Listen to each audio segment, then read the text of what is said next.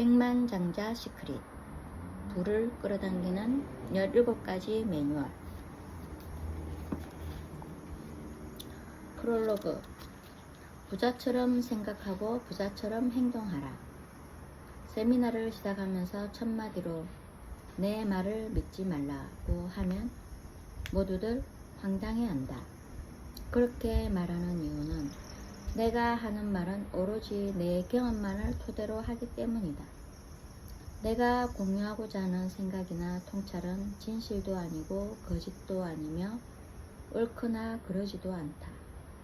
단지 내가 이뤄낸 결과와 나의 세미나에 참석한 수천 명의 사람들이 살아오면서 직접 체험한 일만을 이야기할 뿐이다.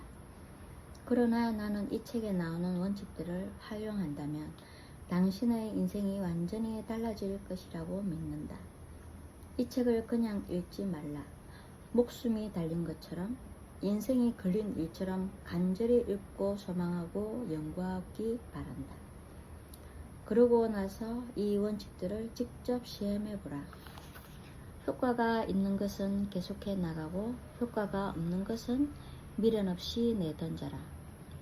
단언컨대 돈에 관한 이 책이 당신의 삶에 가장 중요한 책이 될 것이다. 너무 자신만만하다고 생각하는가? 하지만 이 책으로 인하여 당신은 성공하고 싶은 욕망과 성공이라는 결과물 사이의 간극을 확실하게 메울 수 있을 것이다. 성공하고 싶은 욕망과 성공이라는 결과물은 전혀 다른 차원의 일이기 때문이다. 지금까지 독자들은 부동산, 주식, 비즈니스 등 각 분야에 대한 책을 읽고 영상을 보고 강연회에 다니며 부자가 될 수 있는 시스템을 공부했을 것이다. 하지만 그 후에 어찌 되었는가? 대개의 경우 도로 암의 타불이다. 대부분의 사람들은 잠깐 반짝이는 것 같다가 원래 상태로 되돌아간다. 이제 드디어 해답을 찾을 수 있게 되었다. 답은 간단하다. 이것은 원칙이기 때문에 그 누구도 예외일 수는 없다. 한마디로 요약하면 당신의 무의식에 내재된 경제청사진이 성공적으로 세팅되지 않으면 무엇을 배우든 얼마나 많이 알든 무슨 일을 하든 달라지는 건 없을 것이라는 점이다. 이 책에서 당신은 그동안 도무지 이해할 수 없었던 일들을 알게 될 것이다. 왜 어떤 사람은 부자가 되고 왜 어떤 사람은 하루하루 먹고 살기에 급급한 것인가?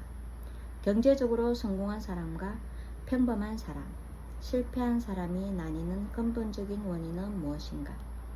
우선 그 이유를 알아보고 난 이후에 당신의 경제적인 미래를 180도로 바꾸는 대전쟁이 시작될 것이다.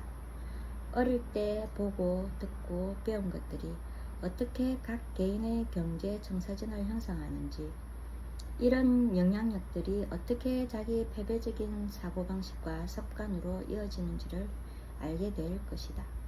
부자가 되기 위한 전반적인 방법론, 즉 쓸데없고 비생산적인 생각을 생산적인 생각으로 바꿔주는 힘의 선언은 물론이고 부자들의 생각과 행동을 통하여 밝혀낸 성공 마인드뿐 아니라 보다 많은 소득을 올려 부를 축적해 나갈 수 있는 실용적이고 단계적인 전략까지 알게 될 것이다.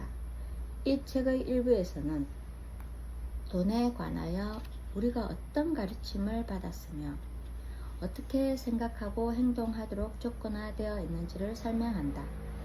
또한 돈과 부에 대해 가지고 있는 그릇된 생각들을 수정할 수 있는 4가지 핵심 전략을 소개한다.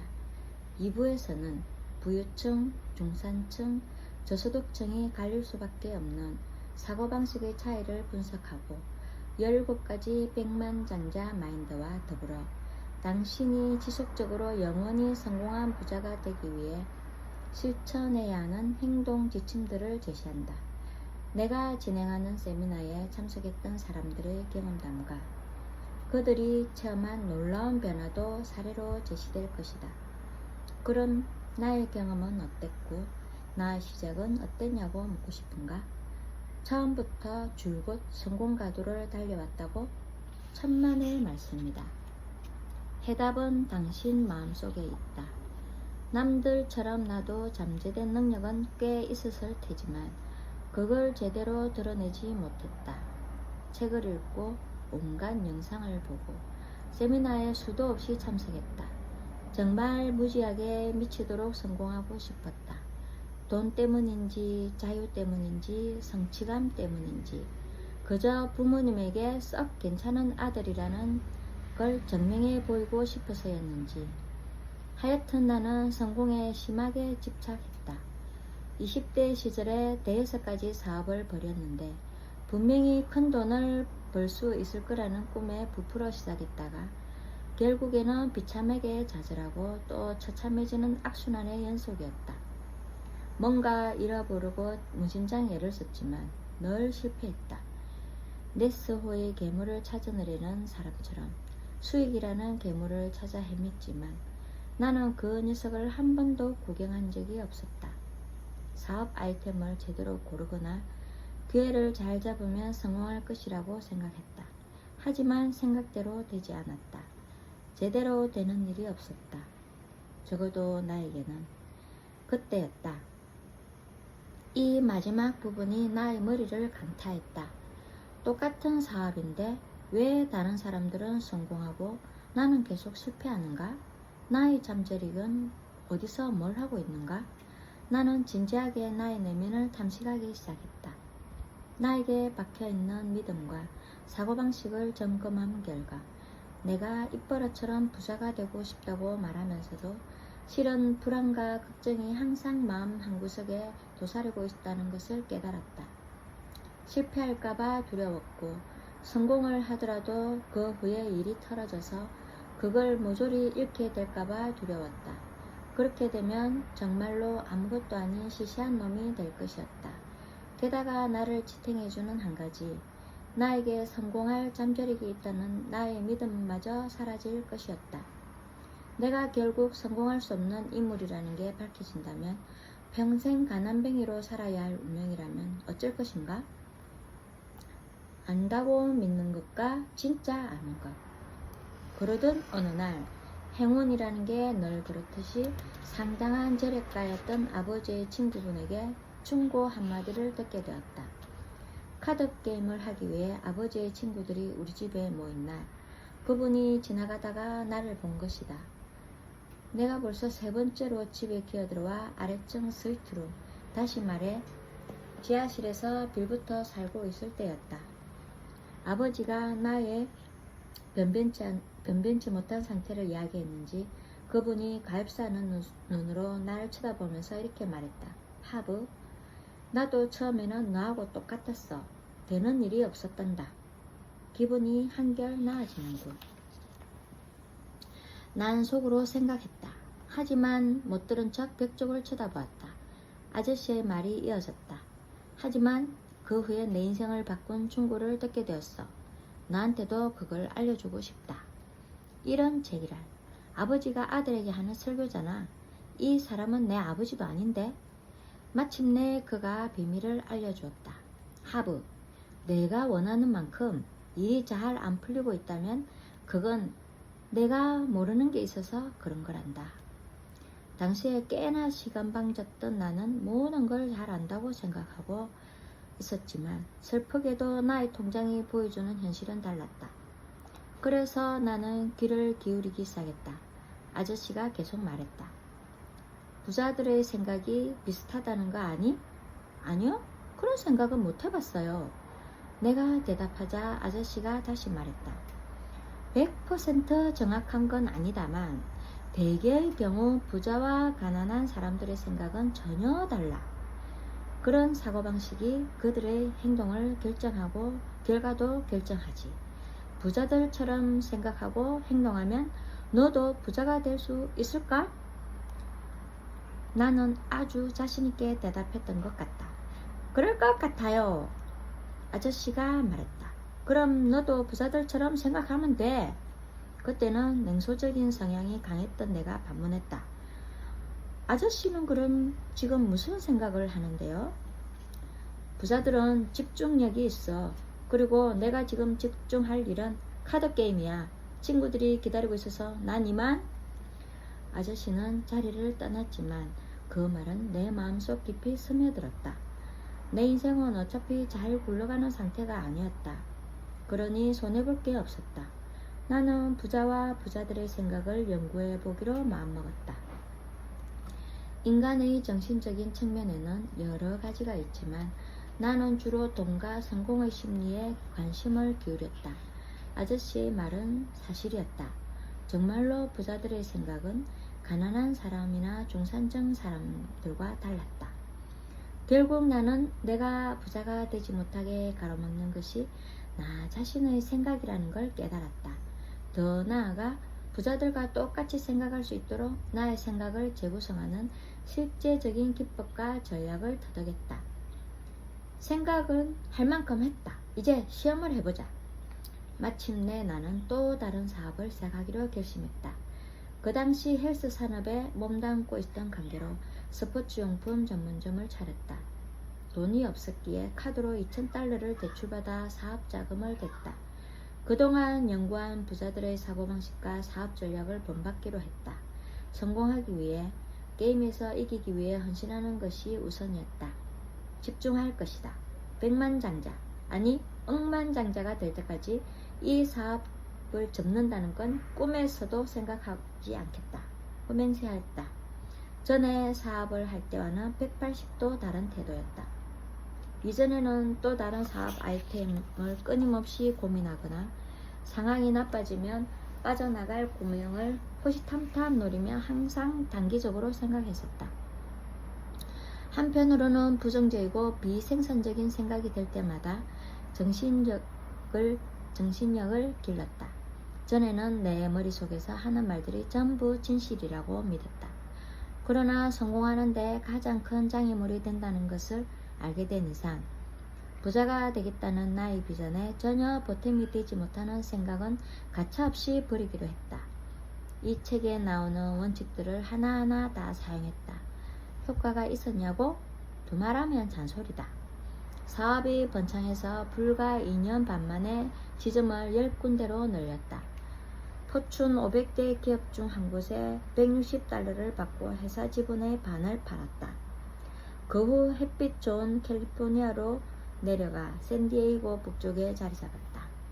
2년쯤 나의 전략을 연마하고 나서 1:1 비즈니스 컨설팅 사업을 시작했다. 고객들이 상당한 효과를 체험하고는 배우자와 친구, 동료들까지 연이어 데려왔다. 얼마 지나지 않아 10명 때로는 20명을 앞에 두고 강의하게 되었다. 그중 어느 고객이 나에게 비즈니스 스쿨을 경영해 보라고 제안했다. 훌륭한 아이디어인 것 같아서 곧바로 실행에 옮겼다. 스트리트 스마트 비즈니스 스쿨을 세워 수천 명에게 빠르게 성공할 수 있는 트렌드를 선점할 수 있는 탁월한 사업 전략을 가르쳤다. 그렇게 미국과 캐나다를 넘나들며 열정적으로 세미나를 개최하는 동안 이상한 점을 발견했다. 두 사람이 똑같은 공간에 나란히 앉아 똑같은 원칙과 전략을 배운다. 그런데 두 사람 중 한 사람은 배운 바를 활용하여 성공으로 직행하는 사람이 있는 반면 바로 옆에 앉아있던 사람은 말짱 도루묵이다. 머니 게임에서 승리하는 법. 세계 최고의 도구를 갖고 있어도 그 도구함에 구멍이 뚫려 있다면 문제가 발생될 수밖에 없다는 사실이 다시 한번 명백해지는 순간이다. 아무리 뛰어난 원칙과 전략을 배웠더라도 당신의 마음이 그것을 받아들일 수 없으면 아무 소용이 없다. 그래서 나는 돈과 성공의 내면 게임을 바탕으로 한 부자원칙 집중훈련이라는 프로그램을 개발했고 이 강의를 들은 모든 사람들은 놀라운 결과를 얻어냈다. 당신도 이 책에서 그것을 배우게 될 것이다. 머니게임에서 승리하기 위해 내면의 힘을 강화하는 법, 부자처럼 생각하여 부자가 되는 법을 말이다. 사람들이 나에게 자주 하는 질문이 있다. 한 번에 대박을 터뜨렸나요? 지금도 계속 성공 가도를 달리고 있나요? 대답은 이렇다. 내가 가르치고 있는 그 원칙들을 활용하여 수조 원의 돈을 벌어들이고 있으며 이미 백만장자보다 몇 값질 더 큰 부자가 되었다. 투자하거나 사업을 벌이는 쪽쪽 성공을 거두고 있다. 내가 관여하는 거의 모든 것들이 황금으로 변했다고 해서 나한테 미다스의 손을 가졌다고 말하는 사람도 있다. 맞는 말이긴 하지만 사실상 미다스의 손이라는 것은 성공을 위한 경제 청사진의 다른 표현에 불과하다. 이 책에 나온 원칙을 배우고 실천한다면 당신에게도 곧 이러한 경제 청사진이 생길 것이다. 세미나 초반의 날은 이런 질문을 한다. 이 자리에 배우러 오셨습니까? 약간 교묘한 질문이다. 작가 조지 필링스의 말처럼 우리가 성공하지 못하는 이유는 무엇을 몰라서가 아니다. 잘못된 것을 알고 있다는 것. 그것이 성공의 가장 큰 장애물이다. 배우는 것뿐 아니라 버리는 것도 중요하다. 당신의 생각과 행동 방식이 당신을 지금 이 자리에 데려다 놓았다는 사실을 깨달아야 한다. 당신이 지금 부자이고 진정으로 행복하다면 좋다. 그런데 만약 그렇지 않다면 당신의 도구가 잘못된 내용물이 들어있다는 가능성을 고려해야 한다. 이를테면 현재의 사고방식이 옳다거나 적합하다고 믿어 의심치 않는 잘못된 생각들 말이다. 당신이 직접 체험해보라는 뜻으로 내 말을 믿지 말라고 말했지만 이 책에 나와 있는 원칙들은 믿어주기 바란다. 나 혼자만의 생각이 아니라 이미 수많은 사람들의 그 원칙들을 인생을 바꾸었다. 믿음에 관하여 내가 좋아하는 이야기를 하나 들려주겠다.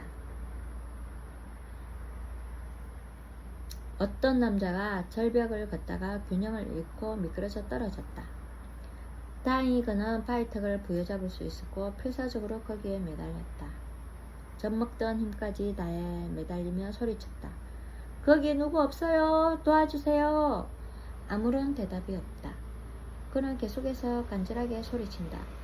거기 누구 없어요? 나 좀 도와주세요. 마침내 커다란 울리는 목소리가 들려왔다.